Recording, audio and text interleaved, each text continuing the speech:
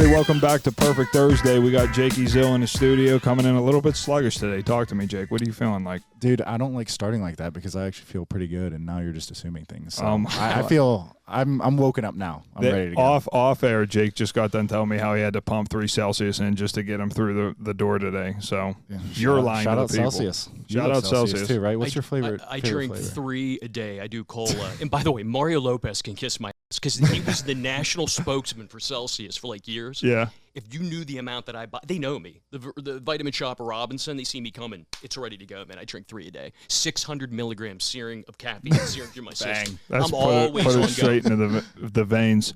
As always, shout out Brushes and Beans. Go in there, tell them the boys from Perfect Thursday sent you. Yes, sir. And we got a real special one. The Pitt Guru himself, Mr. Harry Psaros. Everybody, there we clap go. it up for the guy. There we go. I'm excited, guys. Yeah, thank you for joining us, Harry. Oh, this is great. I was saying this off air, and Jake, I'm sure you have a similar experience, but my first interview ever that was associated outside of the Newcastle bubble was with Harry. He called me the second I announced I was walking on to Pitt, and I mean, it was like, boom, he called me immediately. Did you guys talk over the phone? Yep. Yeah. And wrote an article about it? Yeah. That's awesome. I was so proud I haven't of read it. that. I need to My read mom was that. like crying because of that, so thank you for that. Put your mom into tears. Yeah, oh, you listen. You know, and I've never understood this, and I said this before. If you're a walk-on, there's a probability of one gaining a scholarship, and they're part of the family, and they're busting their ass just like a scholarship player. So I've always kind of treated them the same.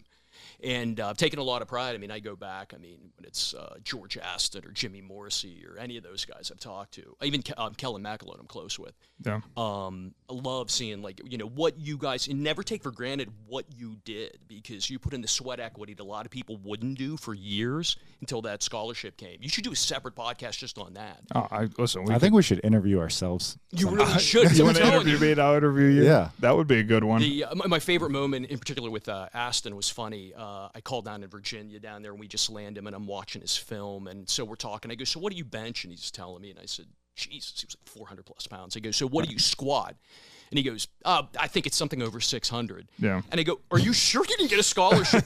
I couldn't believe he didn't have it based on what he had. And then Morrissey, too, man, watching him on film, I said, you're going to get one pretty quick. I didn't expect it. I think it's, freshman year. I think it was redshirt freshman year. I mean, he got it really quick. But I've always kind of, and I was taking a lot of pride in that, and we interview and give the same amount of attention to walk-ons because I think they deserve it. Yeah, 100%. But you guys are unicorns. I mean, what you guys accomplished in them, to be able to gain that scholarship is amazing. Yeah, we'll have to show you this after. We had a fan send us in a highlight tape. It was of Jake and I's plays. It's actually so funny. We'll roll some of it right There's here. There's some kickoff coverage on there. That's great. And then it ends with Jimmy getting lit up. Yeah, the fan put the Miami clip. I was like, let's end it with a bang, literally.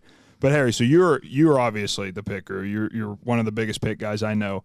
What has been your journey kind of to get to this point with the University of Pittsburgh? Where'd the love start, and how has it evolved over the years? Here's the crazy part in all this. I grew up in the steel town of Weirton, West Virginia. Mm-hmm. I grew up in a family of rabid WVU fans. So this kind of plays into the first game.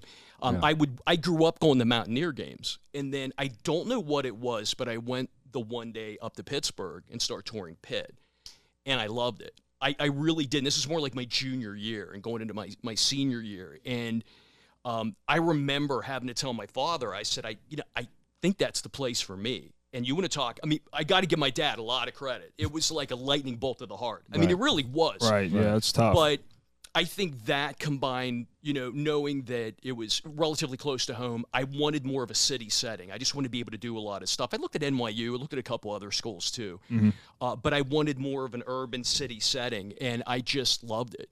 And the one thing I'll tell you in terms of the recruiting end, though, my biggest influences, my father, George, and my uncle Perry, they were like ahead of the curve. Yeah. They would go, and they didn't know just who the player was. They knew who they beat out for him, whether it was Pitt, Rutgers, whoever it might be.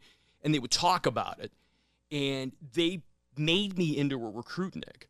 So I went to Pitt, loved it. I found myself at the school. You find your direction. I see a lot of the previous guests you've had that have just graduated, but I found myself there. I loved it. And when I was done, I basically hit at a time where the internet was just burgeoning. It was new. Mm-hmm. And there was one major website out there. It was one major Big East site. And that's kind of how I got my name. And there were fans from just everywhere that would jump in, Notre Dame, Penn State. Everybody would beat the hell out of each other. Yeah. In particular, Pitt. We didn't have the presence we had right now. So it was me and there was about 3 or 4 other guys. But I would start researching people we were looking on and kind of posting. Yeah. And one day the guy posted, I'm looking for the Pitt Guru. And that's kind of how my name came out. Right. Was because I was the first guy kind of looking into it and looking and like I said, I'd post information. But I would defend Pitt to the teeth. We'd be going back and forth. The Penn State fans were ass wipes. And then the Mountaineer fans were like mongrels. And they were just attacking. And so, you know, I got used to defending us. And then I decided, hell with it. I went one night to Barnes & Noble and bought HTML for Dummies. Right. And I literally coded what I think is the very first Pitt recruiting site. I believe that's my claim to fame. Yeah, right. The Pitt Guru's Panther page. Yeah. Coded it. It was basic HTML, but man, I put out a ton of info. That's insane. And it just started attracting a lot of people. And then that's when Bobby Burton from Rivals.com called me out of the blue and found me. That's crazy. So I didn't realize that you built your own website, and that's kind of what got you started? I'm type A. So when I lock in on something, I'm like, I got to do this. Right. And we'll jump. I'll never forget, though, this is my engineering years. I'm out of that now. But I was sitting there at my plant where I'm at, get a call, and there's a Southern guy on there. And he goes, hey, Psaros. I go, yeah, how you doing? He goes, Bobby Burton, Rivals.com. You know, and he said, you're getting X amount right now of traffic. And he goes, if you switch over to Rivals and you publish our first site, you'd be making X amount of money. Right. And right. I go, oh, my got to be kidding me. It was a no-brainer, yeah. You know, and it kind of and I couldn't do, like, I had limited knowledge, so I couldn't do a message board at that time and all that. So when I went to Rivals, I was able to do it. And the other thing Pitt did that did me a favor, if any fan now Googles Pitt puts foot down on Guru, it was called hailtopitt.com, my site. Right. I'd switched it. Well, they called Nicefully. I think what happened, they realized I was getting more traffic, I know this, than the Post-Gazette, the Tribune Review. And they didn't want to tick me off. And I wasn't offended and said, listen, just do us a favor, change the name. Yeah. So the day before I got married, June 10th, 2000, to my lovely, beautiful wife, Michelle, who's a mountaineer that we've converted years ago. You converted her. Shout out Michelle. Shout Making out the conversion. She'll tell awesome. you. She's a diehard Panther. Yep. So if not, I don't know if we could be married. But no, I'm joking. It's a deal breaker. It's a deal breaker. It is a deal breaker. But she roots for us like you wouldn't believe. But he wrote a major article. He called, and at the time I actually left engineering. I was over at ESPN 1250 and said, listen, can we write an article? They are kind of putting their foot down on you. And I go, yeah, but I don't want to make it harsh. I didn't want to make it seem like it was an adversarial. Right, yeah. But man, he wrote that article, and it like quadrupled my traffic. Right. It was crazy. So kind of made a name for myself. I know, and I was hearing from people at Pitt that they heard about me. And but the cool part of that part was it transcended being a fan. People were recognizing my name. I busted my ass. I was going to the spring games. People don't remember this, but I would go and hand out flyers. My buddy came with me. We handed out. I was doing everything I could to generate traffic because I felt like Pitt needed a presence online and needed a community online. Yeah. And I stuck with this ethos all along: is do Pitt no harm. I never wanted to be one of these jagoffs. I mean, I see the media now, and it's this stupid professional wrestling attitude where if we go after Pitt and look ultra negative, we're going to get more eyeballs. I never wanted that. Yeah. So I try to stay as positive as I can. And people accuse me of being too positive. I don't care about that. That's my nature. I don't think there's any such thing as being too positive. I mean, that's like, I did notice that about you. Yeah. I mean, every tweet that I've seen come from your page, even back when I was playing, was always phrased in a way that kind of brought hope to the university. Even when things were looking bad, you still would try to paint it as though it was a hopeful situation. What's kind of the mindset that goes into that? I have grown up in my brother. My brother is like this as well. My brother's an international and national philanthropist. We've been grown up to be a positive force, and I'm not just exaggerating. It's in Greek we call it philotimo. There's no true definition for it, but it's good for the sake of being good. Mm-hmm. So if I'm out there, why would I want to be a negative presence? If you cut me right now, I bleed blue and gold.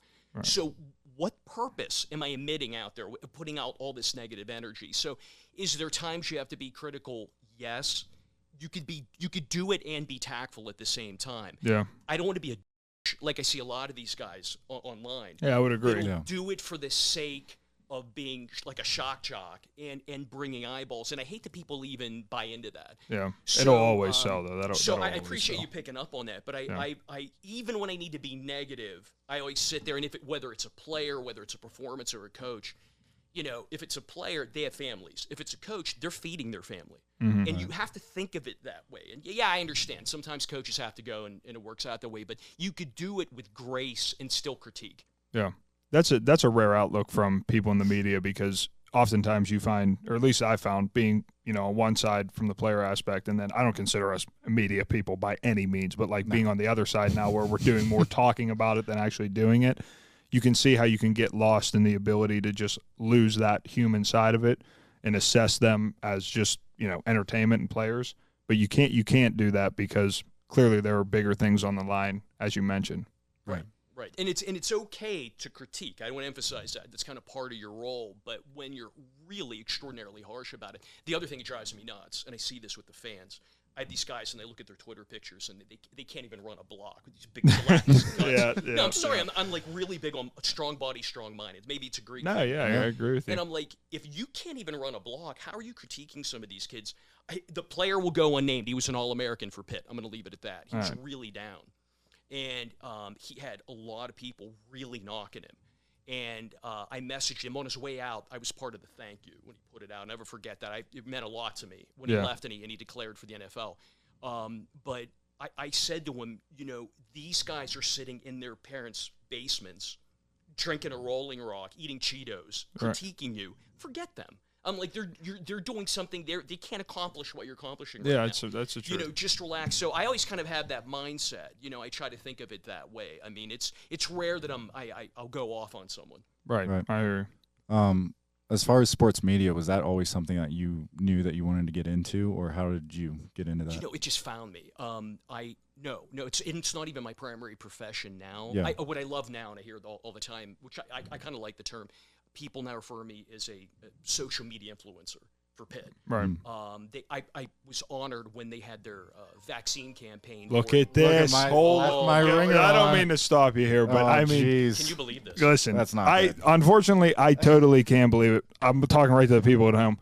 All those times that somebody said at the end of this podcast that they would pick Jake Zilinskas in anything over me, that moment right there should go a long way. I should have had it on silent. I apologize. Totally inappropriate. I'm actually embarrassed. Maria, please write that down, the timestamp. We like to keep it casual, though. We keep it casual. Yeah, we're hanging out. We're not, Okay. But anyways, on the flip side, I'm honored it happened during my episode. Yeah. Look, can you imagine that? I mean, that's unbelievable. Please continue, Harry. Yeah, no problem. Where were we at? We were talking about how you got into. It's never been my primary. Like what I was really honored was in the midst of COVID. And I'm talking 2020. We're all locked in our houses when they were launching their vaccine campaign, and I believe I was the first. I think myself, Tyler Palco, there was a few they came to, and that said a lot to me. That at least I'm reaching out and I'm touching the right people at Pitt.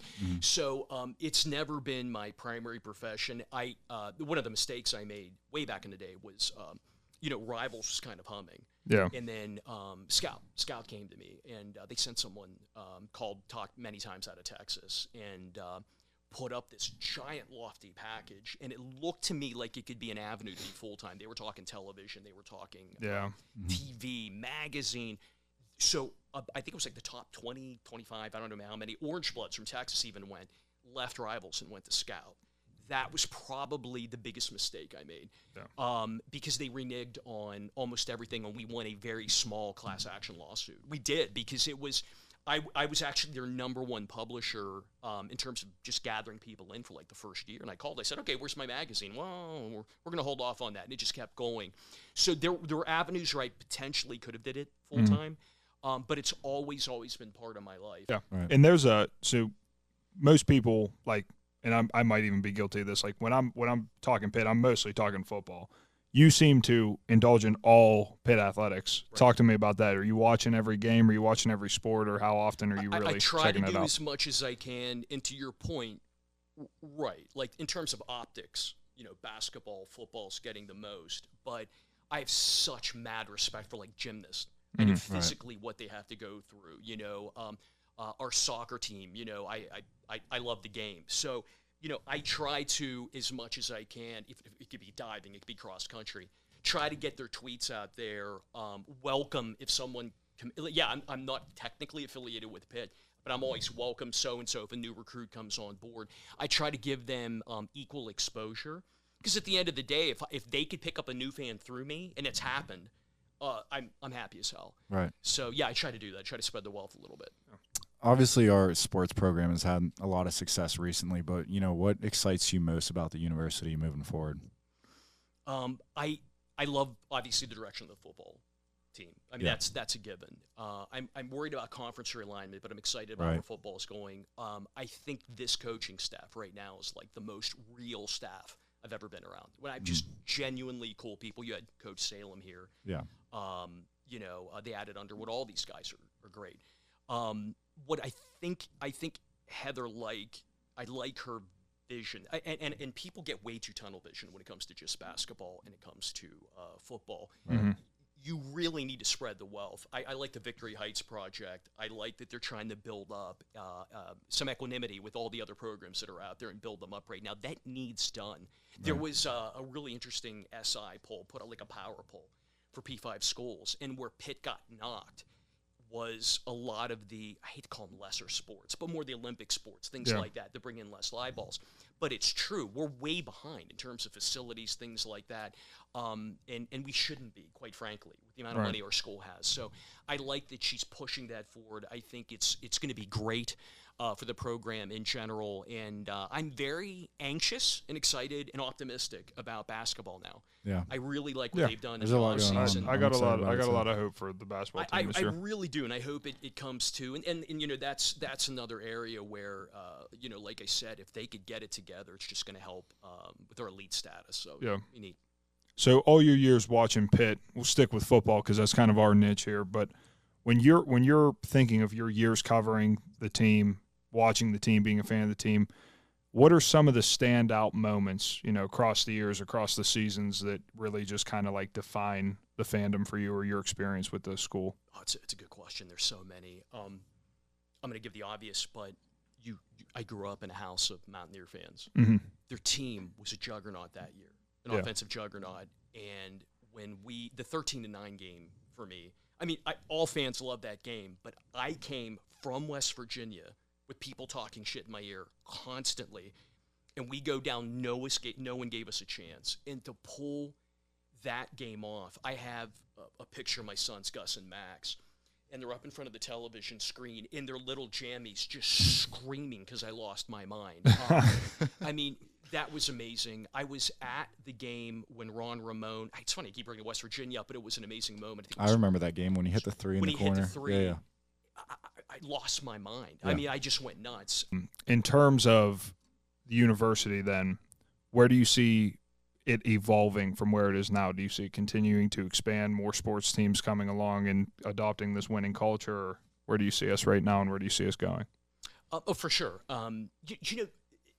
Like I said, I think what you're going to see is a gradual exponential improvement of a lot of the smaller programs. And I mean, like I love Coach Gavin. They just extended him, which is fantastic. I love that we're seeing that. I think improved facilities brings improved recruits, and you're going to see that coming up, and it's this winning, cohesive culture. Yeah. So I think we're heading – I really do. I think, again, I feel sometimes people are so myopic in their thinking. You could see Heather was getting knocked because everybody wants to look at the big sports. Yeah. The big sports have the money right now, and I think that she's going to build that up. Now, the interesting part for me will be down the line. It's been – every fan brings it up. Will we eventually get a stadium? Yeah. And we're just so landlocked as a university. I don't know where it's going to be, but I think of my son that's going to be heading to Kent State here for architecture. I mean, there has to be a wiser mind out there that could find land, put something down, and make it our own. I talk about this all the time. I say a big ask. Shenley Plaza. I don't think it's put big a stadium enough. right there. Have the cathedral in the background. Yeah, I mean, it's definitely not big enough. It's but not. you could make room around it. Where would you cut into in Shenley Plaza? I don't know. There's like roads and like a couple of the buildings behind it. Just knock. But then you got to think about parking. I mean, there's so. It would be a would disaster, but it would look really cool. This is the worst plan ever. Perfect Thursday's plan for an on-campus stadium is horrible. Jake wants to blow out part of the cathedral or build it around the cathedral. And I hear from very valid sources that there's like 4 to 5 locations being looked at. I've even heard that, actually. Oh, really? In Shenley Plaza. See, it's a real thing. That's actually, it's going to be just bleachers though on the side. And the people are getting a hold of me pretty big hitters, and I've heard that. But I really think at some point it has to be done. I'm not. I love, Heinz Field is okay. Yeah. I've never been Acrisure. ecstatic. Yeah, Acrisure. How do you say it?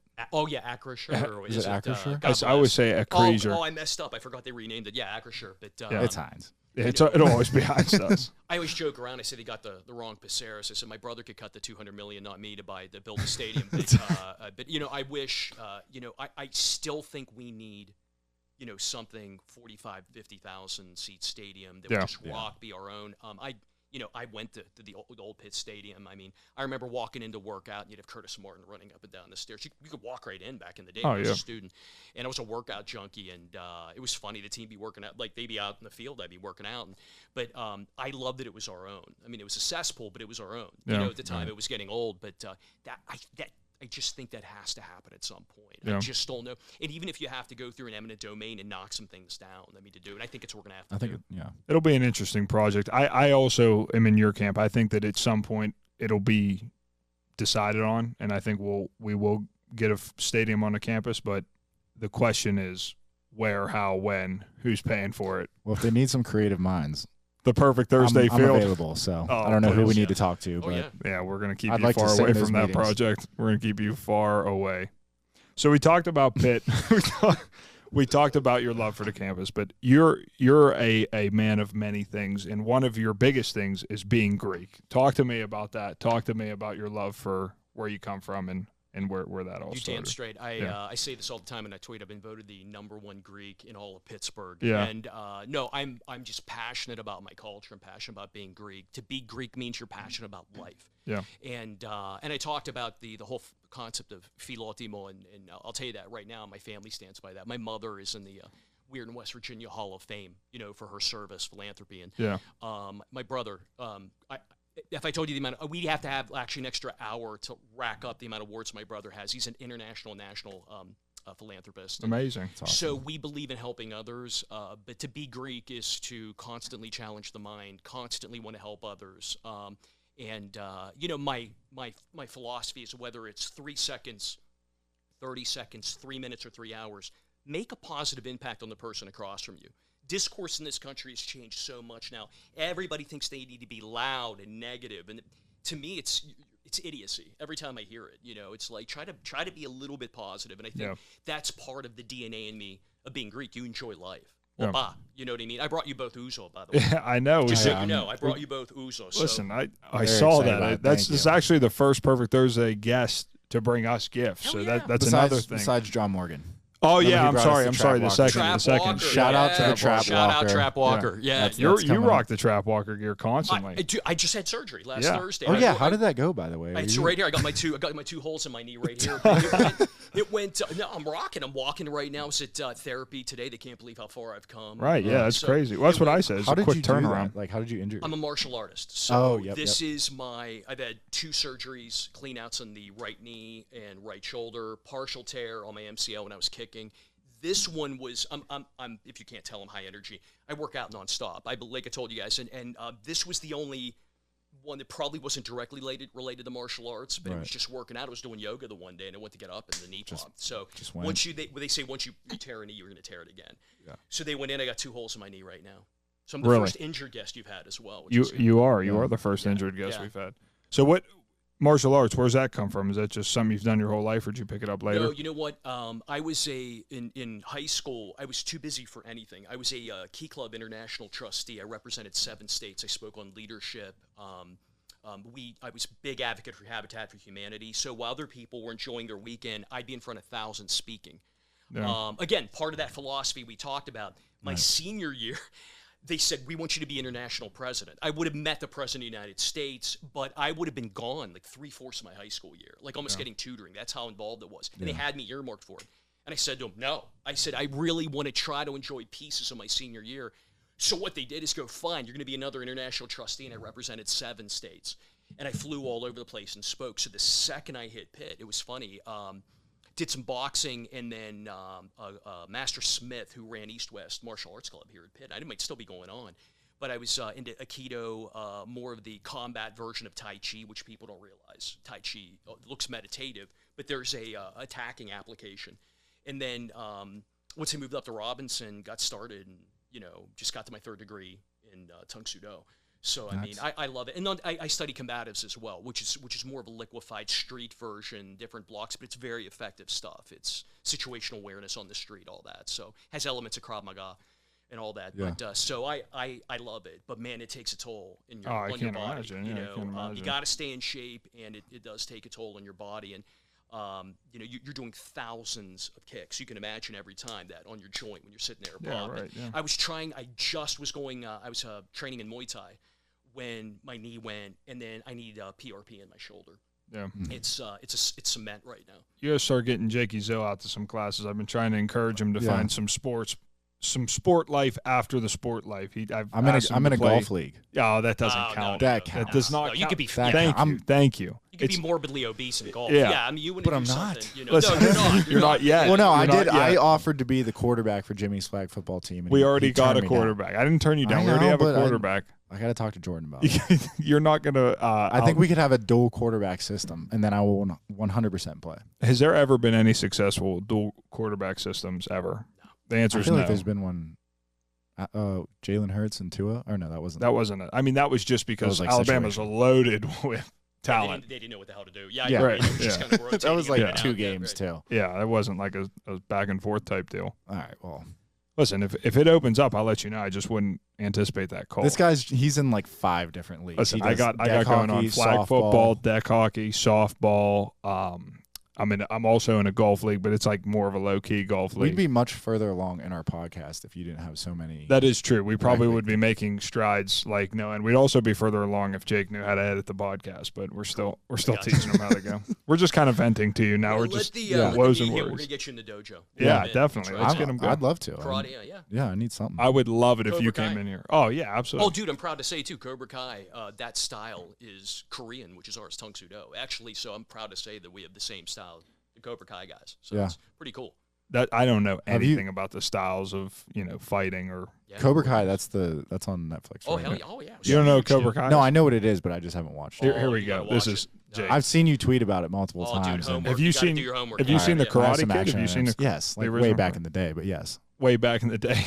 Like I can't recall that much from it, but obviously I've seen it. All right, we need to coach you up. Jake doesn't do anything. Jake doesn't watch any pop culture. It's so hard to talk to him about any thing that I like outside of sports because he just doesn't know. He doesn't know Cobra Kai. I try to talk to him about Batman, comic book stuff. So outside of like sports and exercise and martial arts, like what are your interests? I am exceedingly busy. My wife will tell you. I'm at a meeting nonstop. So I talked about church. I'm the VP of my church in Weirton, Greek church. Okay. I'm on the board of directors for Autism Speaks of Western Pennsylvania. I'm on the board of directors for the Autism Caring Center in Robinson that does absolutely amazing work.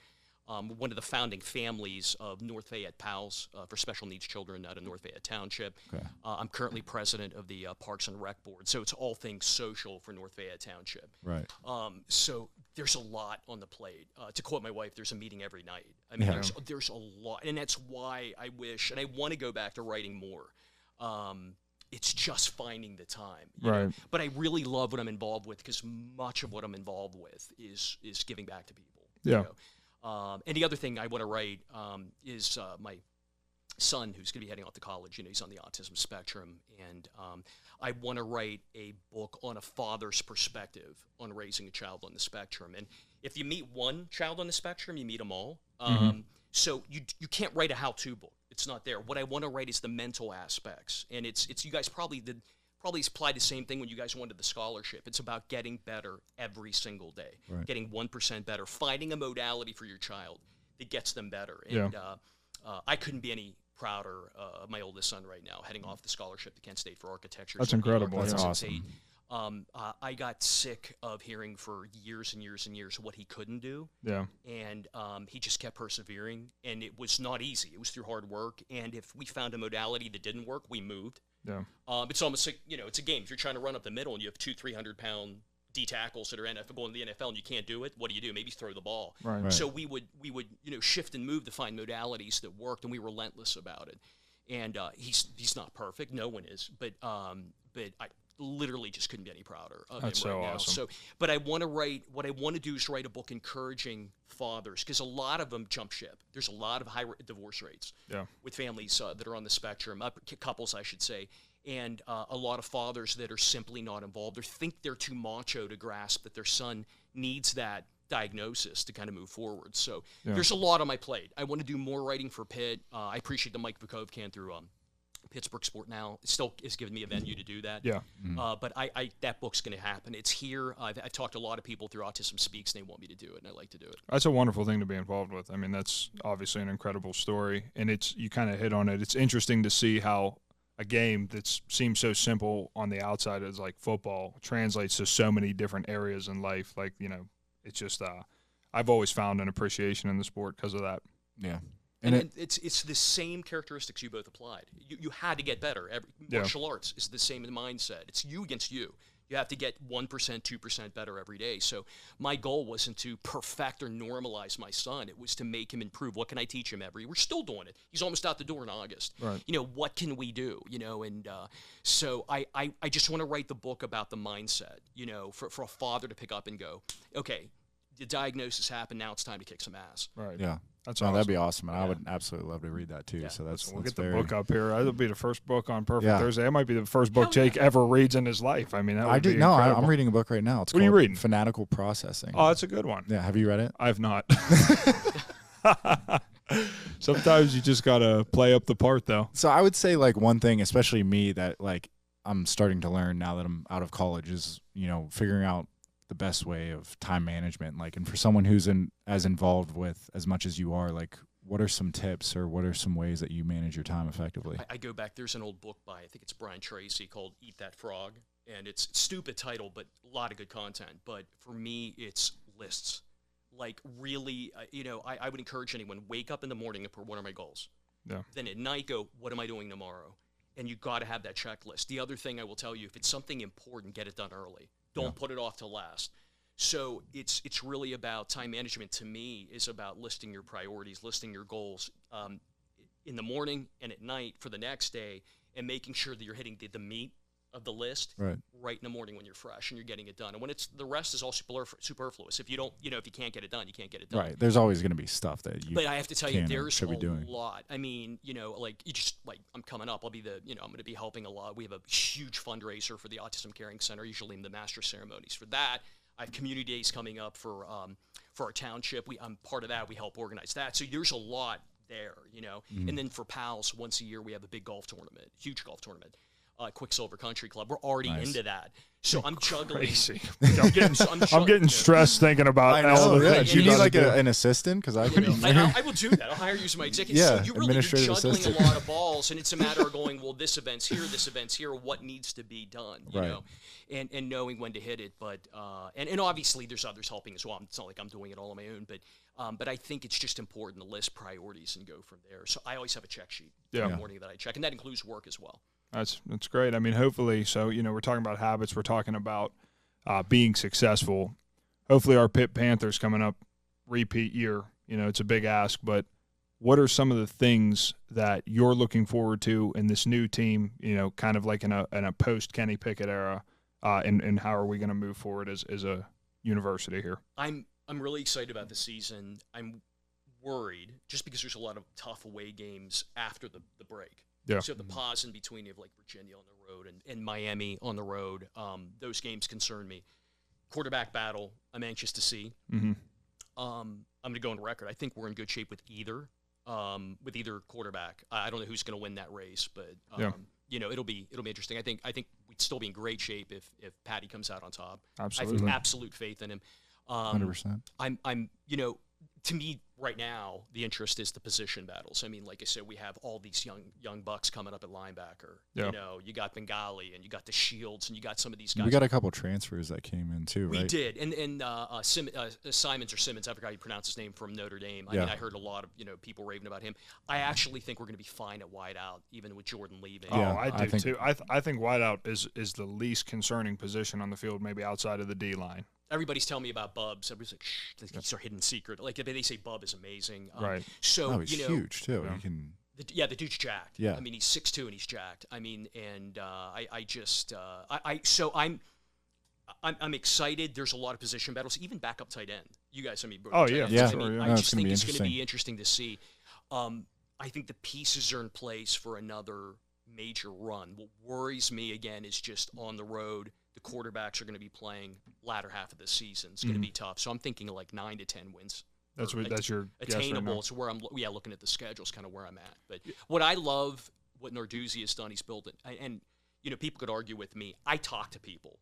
He's built an awesome culture. For sure. Family oriented, and I love that he's built a team even now that we could line up and play with anyone in the country and win or hang with them. I have no doubt whoever we play. Yeah. But that's what I'm thinking this season right now is like 9 to 10 wins. It's probably where we're looking. Yeah. When you look through the years, obviously Pitt has had some tougher years in the pre-Narduzzi era. Like what was the mindset there for you? Like what was the thing that kept you coming back, kept you positive, kept you hopeful, during kind of the darker days? Well, I have to tell you, darker days. I mean, when I went to college, and may his memory be eternal, we had the second Johnny Majors era. And look, facts are facts. Really, really, really rough years. There were some amazing players around that time. Tom Tumulty, Reuben Brown, going through that era. But, I was beaten down as a fan, but I'm the eternal optimist. I always see that tomorrow can be better, and then here comes Walt. Walt comes in. Right. And I got to tell you, too, that's when I gained a lot of traction. Members of Walt's staff first picked up on the fact that this guy who happens to be in sales and happens to be interviewing all the players might be able to help us. Like, we might want to work with him a little bit. So, but for me, it's always what comes next, and something has to get better, and it kind of has. I mean, like I said, it's been even. I give Coach Narduzzi credit because like a year ago, a lot of people are calling for his head. Turns around and we have the season. Listen, I get so sick of hearing people talk online. Like one of the best piece of advice I ever got was from Kess, and Kess actually said it on the podcast, but we were talking about it when we both played together. He's like, dude, just get off social media, because I used to read, and I used to get fired up about the things that we're saying. Like, people have no idea what they're talking about. I mean, the majority of it's negative. Just with negative. Anything, whether that's college football or anything, it's just people are crazy on social media. And then the majority of it comes from a place of zero experience about anything that goes into winning a football game or making a call on the field or what's going on behind the scenes, what you prep for. Like, it just drove me nuts. But shout out Cass again, who had a great episode. Check him out. Yeah, check out Cass' episode. That was a banger. One of my favorite ones. He told me to get off social media. It was one of the better piece of advice I received as a player from the mental health aspect. Well, good thing that you and I have to use it all the time now. Yeah, it's a good thing we chose to go into social media fully. What was sports media like before social media? Like, I guess obviously you would write articles. Jake's asking questions like, what was it like before Twitter?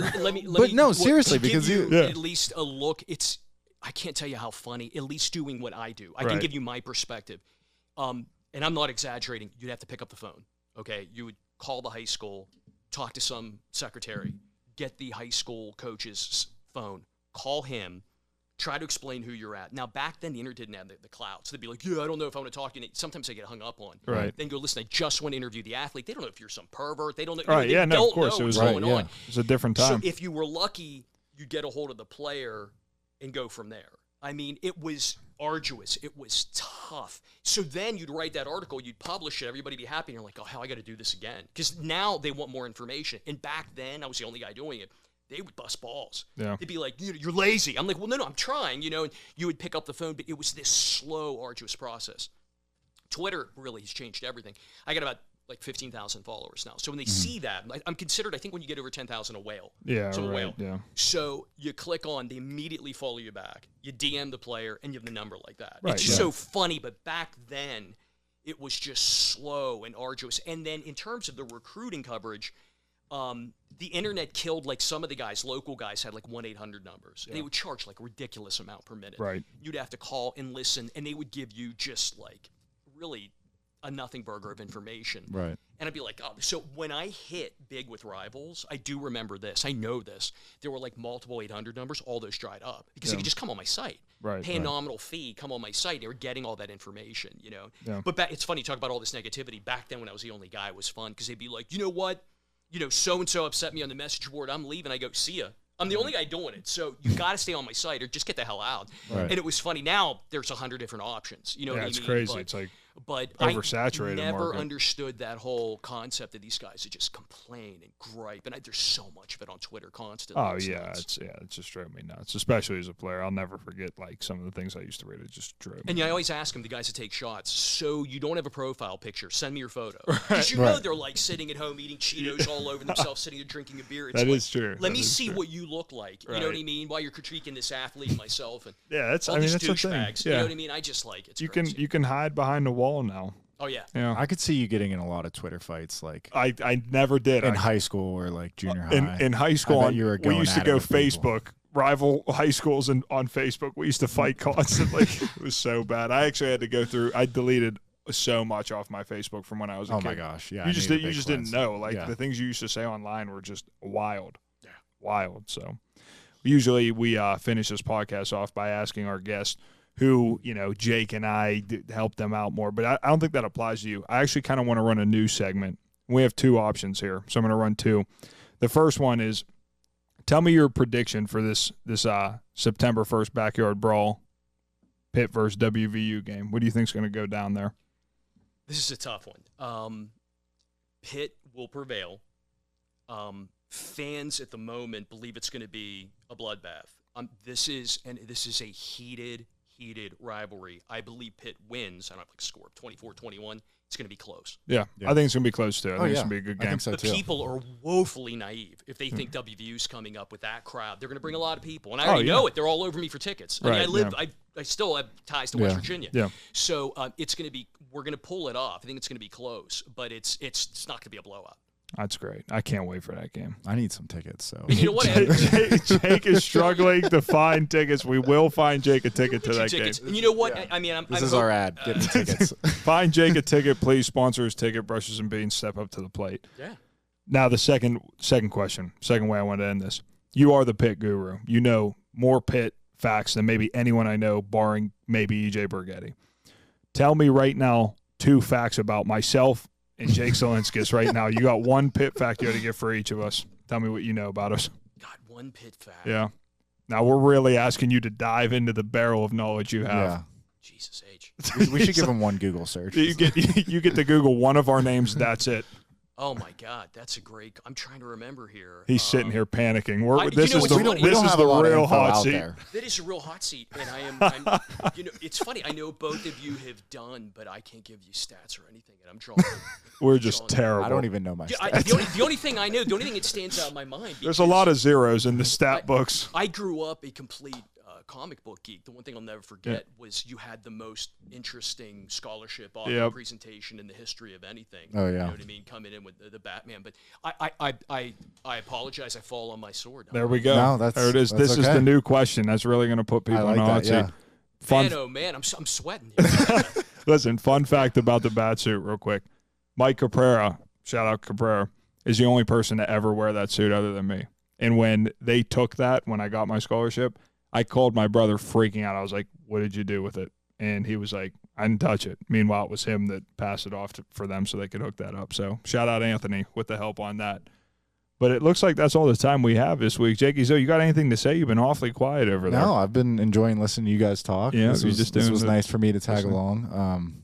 Thank you, Harry, for doing this. I Harry, know we've been this is talking awesome, about this guys. for a Yeah. while. And Listen, yeah, Harry, and thank you because truly, you know, you do have a bit of a Twitter presence. You've helped us out tremendously in terms of kind of boosting our stuff. So he we might be one appreciate of our that. best fans. Absolutely. too. And he 100%. fought through a knee injury to be here. Yeah, right. listen, shout out you. We're looking forward to have you back. Thank you guys for tuning in. Thank you to Brushes and Beans. Check them out. We're going to have events posted really soon here and also maybe a tailgate. Keep an eye out for us and see you next week.